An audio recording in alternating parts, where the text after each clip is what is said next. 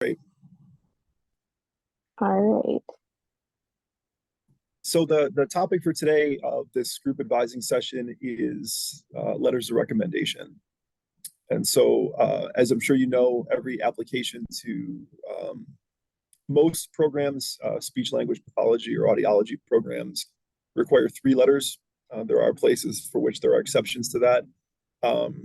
And almost every, I think, SIDCAS applications will allow you to put up to 5. But I would generally recommend sticking with 3, unless there is a unique circumstance that you think, would provoke you to get a 4th. And we can certainly talk about what those might be if you have questions about that. Ultimately, I think there is an ongoing effort. And let me just preface by saying, for those of you I haven't met, I'm Eric Bielfeld. I'm the chair of the department and a professor, and I've been involved in admissions in the audiology program since I started here at Ohio State in 2010. And so I think the admissions landscape has changed a lot in that time. In 2010, the emphasis was really the GRE and the GPA. The GRE has phased out to the point where I don't expect very many of you to have a GRE score on your application. And if you do, I know Ohio State will not really take it into consideration. It's really not a meaningful part of the conversation anymore, even though, again, 15 years ago, it used to be kind of the defining part of the conversation. Where the emphasis has become stronger and stronger is sort of you as a well-rounded individual and the attributes beyond just your academic preparation that are going to make you look like a good candidate to be a clinician. Because we know clinical work requires really more than just academic preparation. It's about your ability to engage with populations with different lived experiences from yours. It's about your ability to, push through the grad school process. It's grad school is hard, and we want students who have, I think, shown evidence of being able to manage those challenges and have gotten to where they are, and who have, I think, are mature and professional and good writers. All those are different dynamics that I think the application can put on display. And so then where does the letter of recommendation, where do those fit into that puzzle? And to me, the purpose behind the letters is to really allow people who know you, who've worked with you, to reveal things about you that the letters, or the personal statements, the essays, your GPA might simply not capture and not be able to speak about. And so the better that person knows you and knows your backstory, the more compelling the letter is going to be. That being said, there's always going to be a recognition that not every letter writer who you solicit a letter from is going to know you that well. We certainly recognize that at a school like Ohio State, there are, a finite number of faculty and a large number of undergraduate students. So it's not realistic to think that you're going to have a relationship with 3 different faculty who can speak to a lot of your personal qualities. So I think if you can find one in particular that really fits that bill, where this person can say, hey, let me talk to you about aspects of this person's character that doesn't necessarily show through in their GPA or their academic preparation, which is very likely to also be strong, but this person is more than even, that good GPA would indicate. In that case, that's the person who you really want. And then the other ones, I think as long as they don't say something negative and raise a red flag about you, they're going to be fine too. So the more of those sort of character statements that you can have letter writers make, the better. But if they're limited because of a limited relationship that you have with them, you just want them to be supportive of you and supportive of your application to grad school. And so, when I talk to students, usually I'm asking them first, just sort of where are we in your application? Where are you GPA wise? Where are you in terms of your experiences that you can speak about? Where are you in terms of the personal statement essays that you've written? And because what I'm trying to figure out is kind of what do you need the letters to accomplish for you? If you're a really strong student who has a really well-rounded background, who has a lot of dimensions, who looks like a really good candidate for grad school, you really need the letters to not make things worse for you. If you're somebody whose GPA is lower, who has more limited experiences, who doesn't look like a ready-made candidate to go to grad school, then you need the letters to kind of pump you up a little bit and to speak about things that the GPA doesn't capture. But so going into the process of asking, people to write for you, I think it's one of the hardest emails to send because you never want to send something that might get bounced back with a rejection. But I would just advise you to try to identify the people who you've been instructed by, who you think can speak most directly to the best things about you as a potential grad student. Who are the people who would look at you and say, that's a person I would want in my program. And that's the best place to start from. But I will say, speaking about the process that we're going to engage in our own, the review process that we're going to go through for our graduate programs, we are going to be looking for dimensions beyond your academic preparation. The academic preparation is always going to be really important. It's always going to be a part of the conversation. But things that have shown your resiliency, things that have shown your willingness to work with, populations different from your own, those are things that are gaining more and more importance and more emphasis. And so the reason I bring that up now is that it's helpful, I think, to meet with your letter writer if they're open to that. Talk to them about who you are, talk to them about what experiences you think that they would want to highlight. Some people might not be open to that. Some people might just be, here are the materials I want, send them to me, and I'm going to generate the letter I'm going to generate. But if you have the opportunity, especially if you don't have a super close relationship with the letter writer, to get that meeting with them and to talk about, hey, here are the things that I've done that I think make me a uniquely qualified person to succeed in a grad program. That's stuff that you want that person to be able to emphasize, because the more places those strong attributes show up in your application, the more it's going to resonate that this is an important part of you as an applicant. But also, you just never know who the reviewers are going to be. You never know what they're going to emphasize and what they're going to be looking for. And so there are some people who might put a ton of weight into letters. And so if they see the same thing in a letter that you already wrote in a personal statement, it's going to resonate more strongly with them in a letter. So if there are important things that you want the reviewer to know, please, I think, extend that when you ask people to write letters for you, that, hey, here are the things that I would hope that you'll be able to emphasize in the letter about me. Again, some people might say, all I know you is as a student in my class. That's all I'm prepared to comment on. And that's what the letter is going to look like.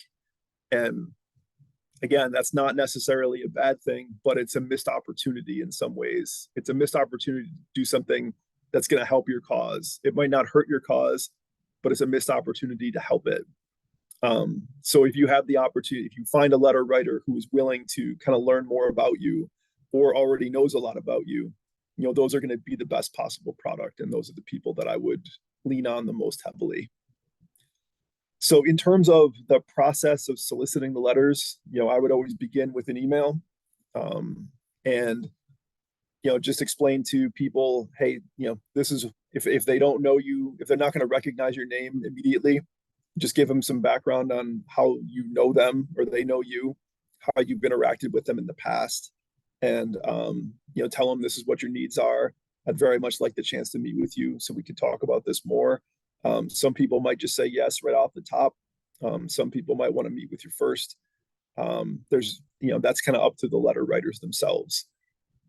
Some frequent questions that we get about who to seek out as a letter writer.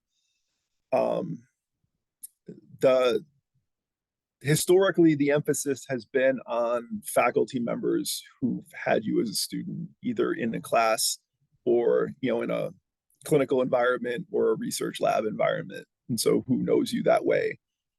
I think there's a little bit more room now as we try to expand the dimensions of what we learn about you to use people who are outside of that environment. If someone can speak to the fact that you've worked full time as an undergraduate student to pay your way through school, the person that you worked for in that environment is probably going to know more about that aspect of your character than I would as a classroom instructor for you. But I want to emphasize with all that, there's a lot of variability in how people view letters from people outside of academia. Even within my, the faculty here in the department, there are going to be people who emphasize that stuff and think that looks really great. And there's other people who are going to be like, those letters, the ones from faculty are more valuable and more important. And I certainly can't speak to schools outside of Ohio State. I just don't know what everybody's looking for all the time. But I think anybody who can speak to your character who doesn't necessarily have a vested interest in you, obviously you don't want a family member, you don't want a family friend, you don't want someone who is going to not necessarily give you a candid evaluation. I fully expect anyone who's writing letters for you to be positive, for those letters to focus on the positive things, but you need to have somebody who looks like they would be willing to tell you the negative things too. Otherwise, that really invalidates the value of the letter. So somebody that has a personal relationship to you, who's really, invested in your success without a willingness to be candid. I would never write a candid letter about my own kids. Like, that's just not something I'm prepared to do. And I wouldn't expect anybody to do that. And so, you want to steer clear of that. But employers, I think I don't think you want to do more than one letter like that. But I do think one letter like that can be useful, especially if they can speak to, again, dimensions of your character outside of the classroom and outside of academia.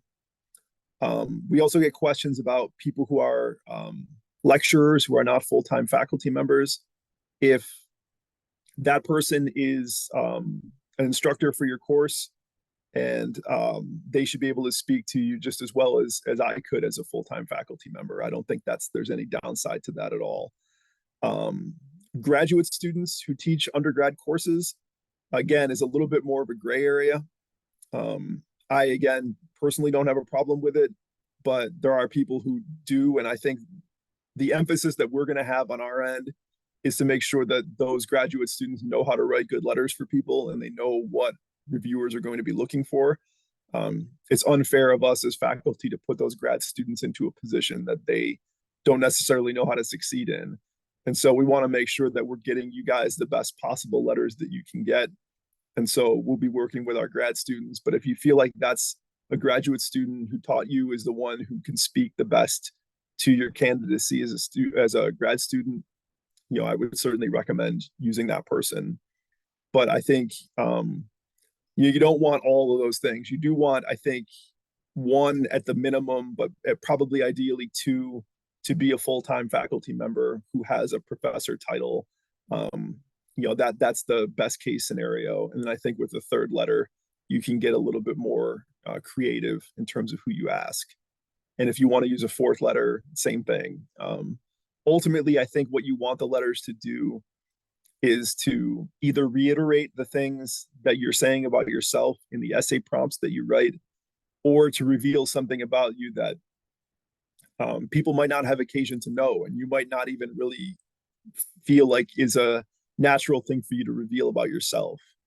The best example of that I can give is years ago, I read a letter of recommendation for a student, and the description of the student was that she was showing a lot of fatigue in the classroom. And when the instructor had reached out to her to find out what was going on, it turned out that she had been donating bone marrow in a random match to someone that she had never met. And as a result of those bone marrow, transplant procedures, she was showing a lot of fatigue. And it was just a really interesting and really compelling thing. I mean, that's one of the kindest things that someone can do for somebody else. And it's like, oh, okay, this person is, this is a legit person that I would really want to have in my program. And there was no real natural place for the student to say that about themselves and to say, hey, this is something that I did. But the letter writer knew that and was able to speak to that. And I don't expect, anyone on this call to have a similar story that they would have to tell. But there's an opportunity for the letter writer to say things about you that you might not say about yourself. And so reach out to them, get the 3 in place, and be prepared to share, your resume, be prepared to share any materials your personal statements, anything that you have that's going to give the letter writer more insight into what they want to talk about with you. And then ideally have a conversation with them. I say that knowing that, my faculty are busy. Not every one of them is going to want to have an extended meeting with everyone that they write letters for. If you're writing a letter for 40 or 50 people, it's really hard to have even a half-hour meeting with all those people in a timely manner. So I don't want to promise away other people's time, but at least ask if that's something that they would be interested in. If they are, make time for it and be prepared to come in and speak about yourself. You don't want to get to that meeting and have the person say like, okay, so what do you want me to talk about? And be like, I don't know, everything, it's in there, whatever's in my resume, you can say what you want. Have a list of things in mind that you want to share with the letter writer to give a sense of what they should be looking for. They can use it, they can not use it. That's ultimately going to be their discretion, but be prepared to give them ideas about things that you think are worth emphasizing. What are the things that you want a reviewer to know about you? And, that stuff will be in your resume. It'll be probably in your personal statements, but there's no harm in reiterating it a third, a fourth, a fifth time. And there's also chances that, people read different stuff. The resume section on CIDCAS is really long, and it's easy to scroll through a lot of that stuff and miss things that are things that you would want to highlight more closely. And so, I think there's more and more emphasis on that stuff. We will be spending more and more time with it and scrutinizing it more closely. But if you have a letter writer pull something out and say, hey, I think this leadership activity that this student did is really special, and let me tell you why. That's the thing that the resume doesn't really do. The resume says what you did, but a lot of the time it's not clear really what kind of an investment of effort that was, how much time it was, how impactful it was. And so the letter writer might be able to expound on that stuff a little bit more and say, hey, this is something about this student that I think is really great, and let me tell you why it's important. And they can brag about you in a way that's hard for you to brag about yourself. And that's, I think, the ideal use of the external letter writers. So I was talking nonstop there for like 15 minutes. Let me take a break and invite any questions that you guys might have.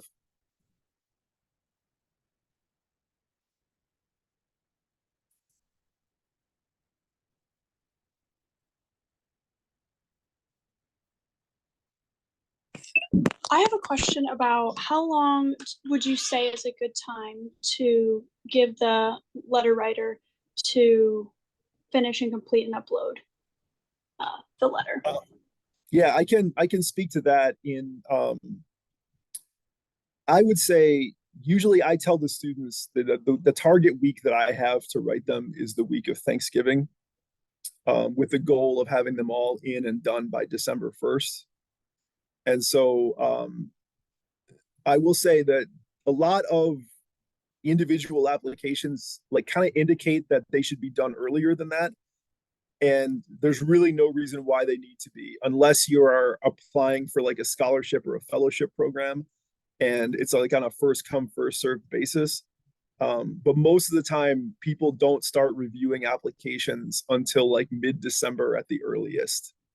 So I would say if it's not in by December 1st, that's a time to maybe follow up and just make sure, kind of the polite, like, hey, I just want to make sure you have everything you needed, and make sure we're all good to go on this. But other than that, I've gotten people who've asked me for stuff, and then it's like October 1st, and they're like, hey, I just wanted to make sure we were still on track. And it's like, yeah, we're good. I've got 8 more weeks before I intended on doing this. So don't let those earlier deadlines frighten you, that they're not really real.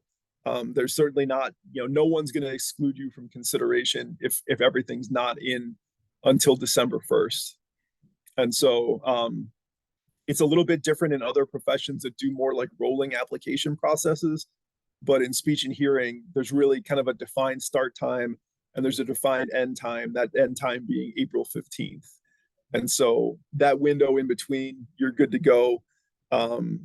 But so I would urge you not to I guess the wrong word here, but nag too much. You know, if someone has agreed to do it, I would at least give them until December 1st before I followed up again to make sure that there was everything was on track. After that point or up to that point, I think that it's worth asking. But until then, I don't think all you're going to hear is like, "Yep, I'm good." Like I'll let you know. You know, you'll see when it's in, that kind of thing. But I think that gives them an appropriate amount of window. December 1st feels like the day for me. Thank you so much. Thank you. Question, Lexi Anderson, does it hurt to have a professor for audiology write about you if you're going for speech pathology? I would say no. I don't think it hurts at all. I think I'll say this. I can speak for myself as a reader of these letters. That never factors in. If the person can say positive things about you, and there's plenty of overlap between our professions, there's plenty of mutual respect between our professions. There's no reason why a speech language pathologist is the only person who can recognize a talented future speech language pathologist and vice versa. So I feel like I've written most of the letters that I've written, even though I'm on the audiology side, most of the letters I've written have been for speech pathology. So no, I don't think there's any hesitation on that one at all. Emma Cronin, would you consider a graduate student lecturer and a PhD candidate to be on the same level of significance for letters of recommendation? Yeah, as I indicated earlier, I think there's a difference of opinion about this.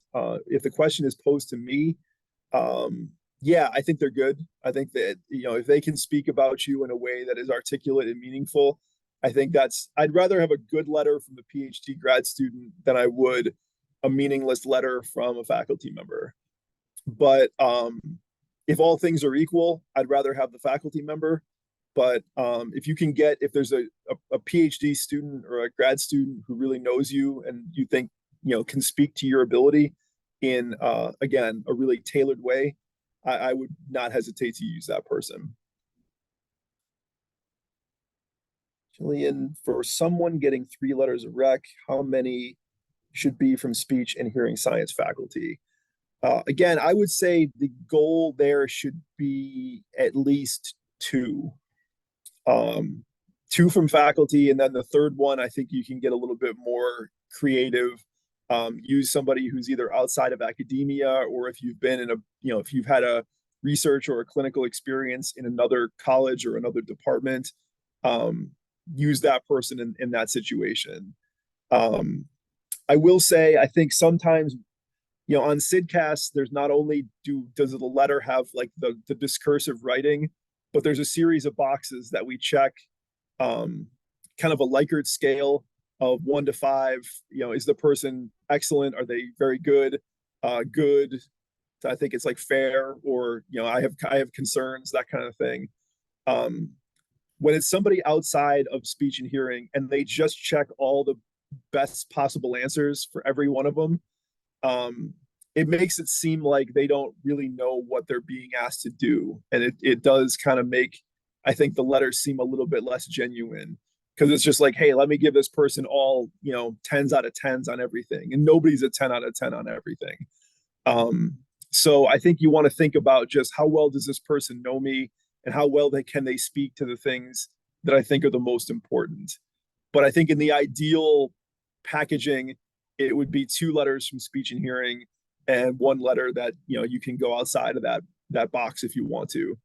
Again, if there are unusual circumstances where there are other people who know you so well, or that you have a unique story that you want to tell that people outside of speech and hearing would be more valuable for, I think it's a bit of a risk, but it definitely isn't like a deal breaker. It's not going to be a spot where I'm just going to look at it and be like, oh, these 3 letters are from other people, I don't have any interest in this person.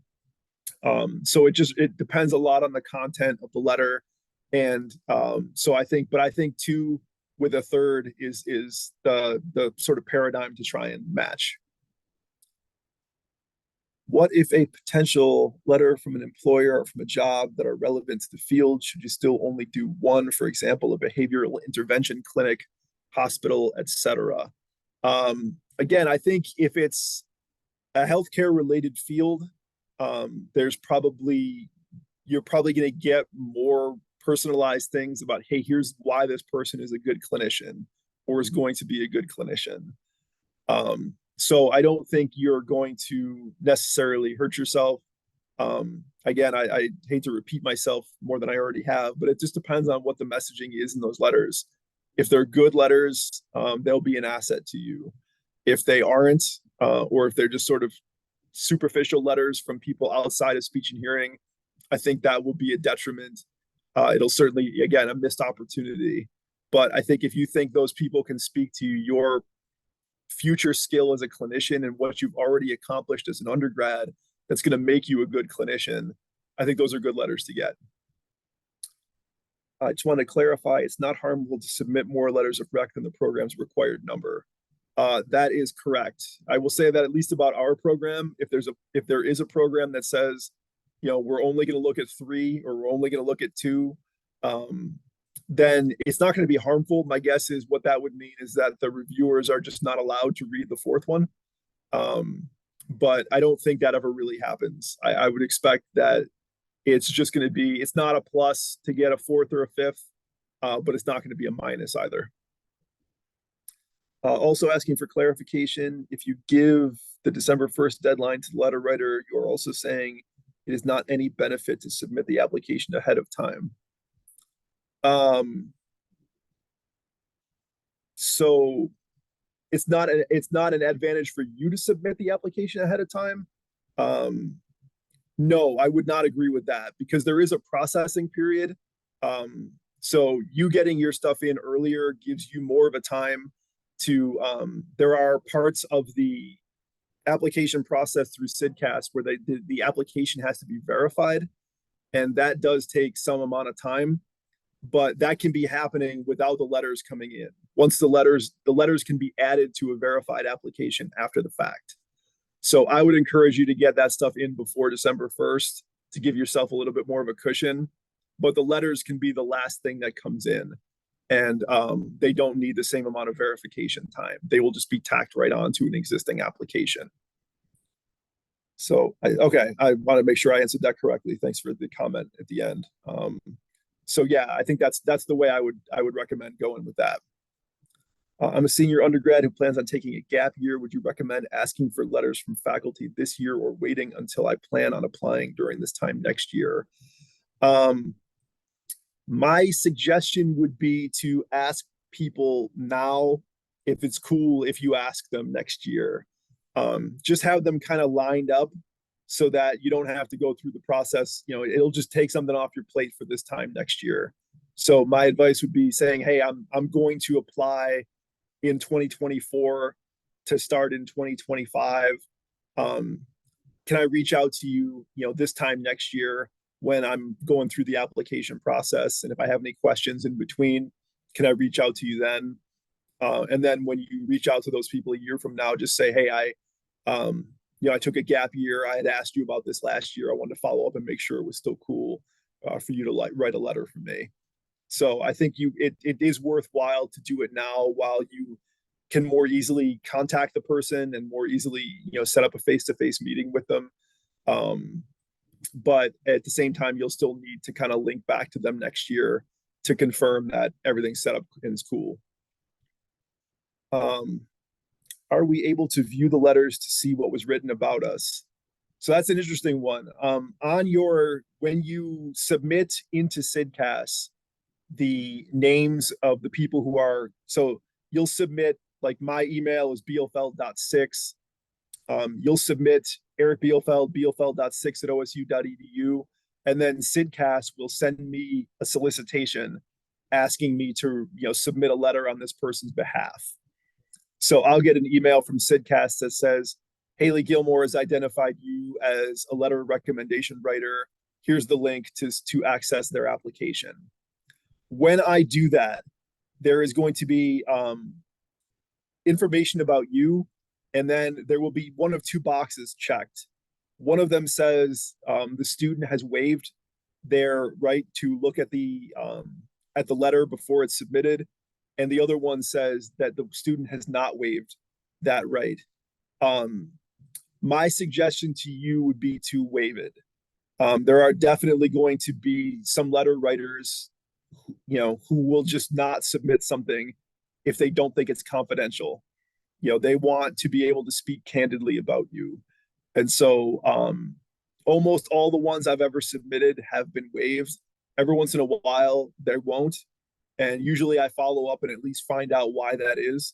I understand the desire to be able to know what's being said about you and potentially argue on your own behalf if you think something has been stated unfairly. But I think it's much more likely that you're going to alienate a letter writer that's going to become an issue, more so than you're going to ever find, hey, there was a false statement made about me. If it turns out that the application process is unsuccessful, there probably are ways to get that information after the fact. But in general, I would recommend waiving it to give people the opportunity to speak candidly about you. And similarly, when I review letters, I can see whether that waiver was submitted or not. And so as a reviewer, I know I'm seeing something candid and honest because the student hasn't had any input into it. If that isn't waived, there is a concern that, wait a minute, did you have a hand in writing, something about yourself or editing this in some way that I wouldn't be comfortable with as a reviewer? Carolyn Parr, as a letter writer yourself, do you feel less inclined to write letters for students who had an online course? No, for me, it's quite the opposite. Well, not the opposite. It doesn't factor in at all. I will admit that often I have less of a personal relationship with online students.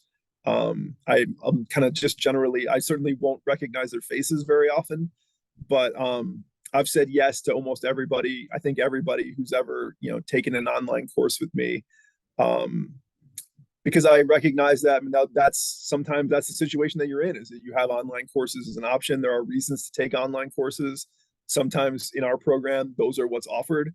Other times it's because you need additional flexibility because you have other stuff going on your other demands on your time. So there's no sense in my mind that an online course is a lesser product than an in-person course.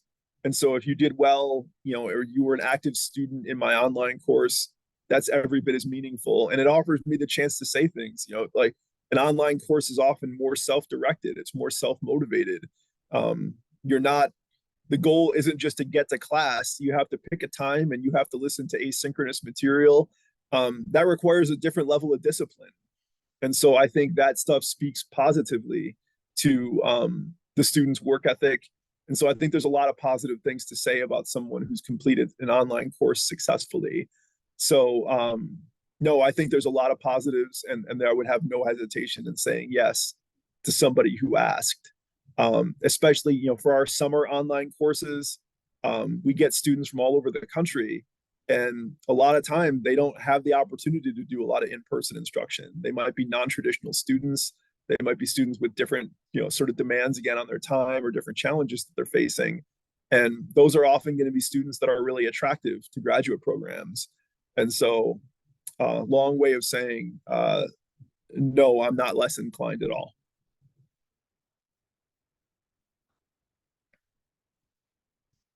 Other questions?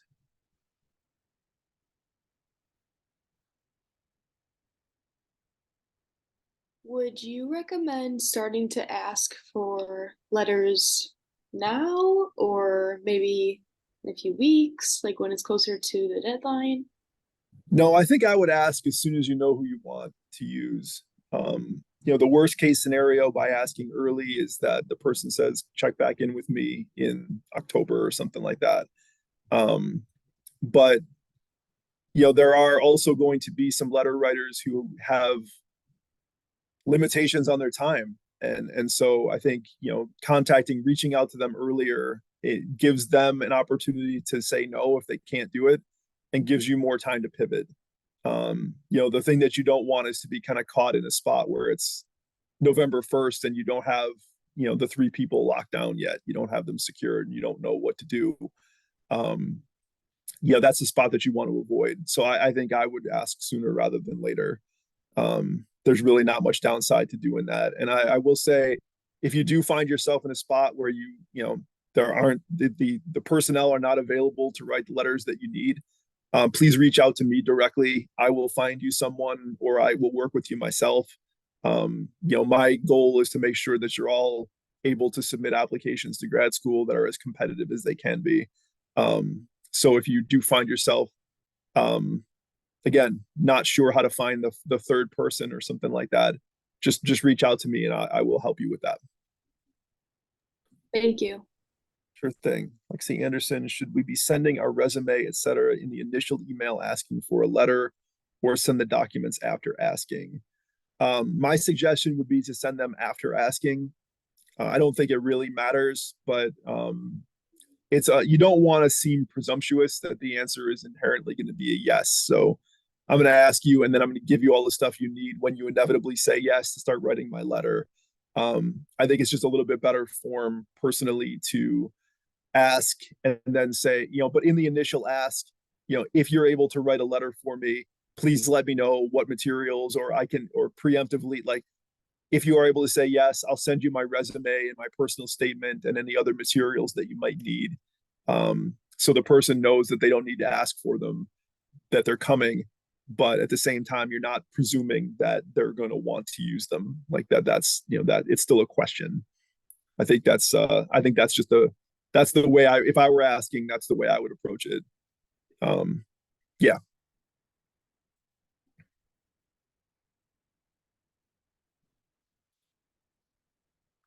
So as you think of any other additional questions that you I do want to just say, I fully appreciate, I think we all do, I'll speak on behalf of my entire faculty when I say, we know how challenging this process is. We know how stressful this process is.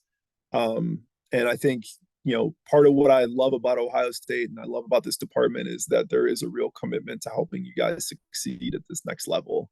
And so, if you do have any trouble identifying somebody who you feel comfortable asking, please let me know. I will help bridge that gap. I will help put you in contact with the right people.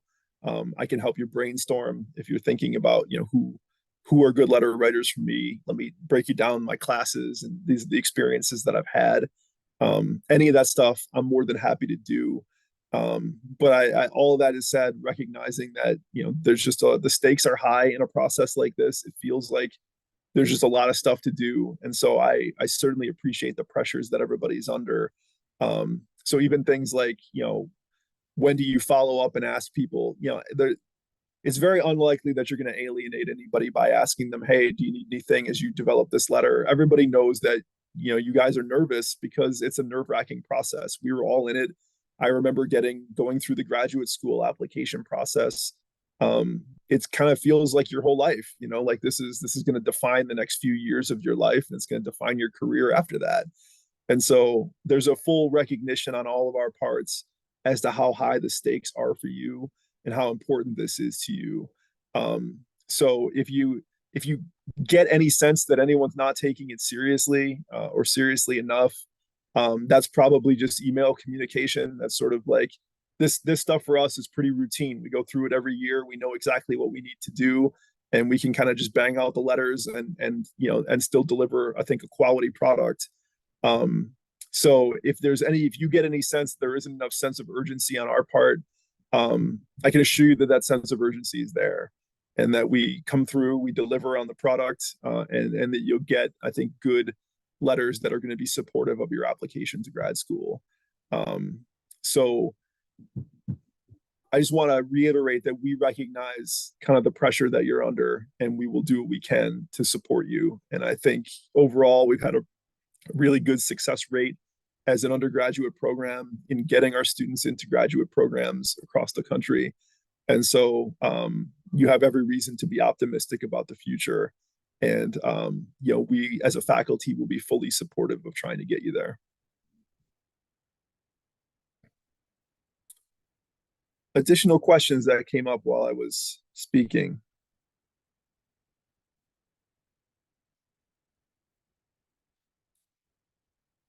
So if you don't already have it, let me chat you my email address.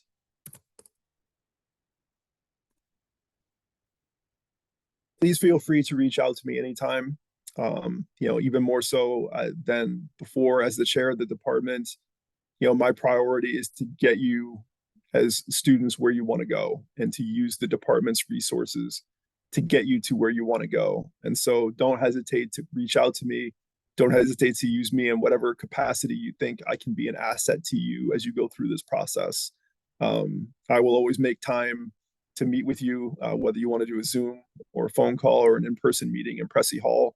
I'll meet with you anytime and make sure that you are as comfortable with this process as you can be. So if you have questions, if there are, you might get advice as these meeting sessions go on that sounds different from the advice that you've gotten in a previous one. If there's anything like that that comes up, please don't hesitate to reach out to me. And I will do whatever I can to get the answers to the questions that you have, or to get you to a place where you feel as comfortable as possible in the process, fully recognizing that doesn't mean the stress is going to go away. But, I'm happy to offer you advice, even if we've never met, to give you advice on, the applications that you're submitting and the processes that you're going through. I think we have a pretty good track record, and I'm happy to share what I've learned with you during that process.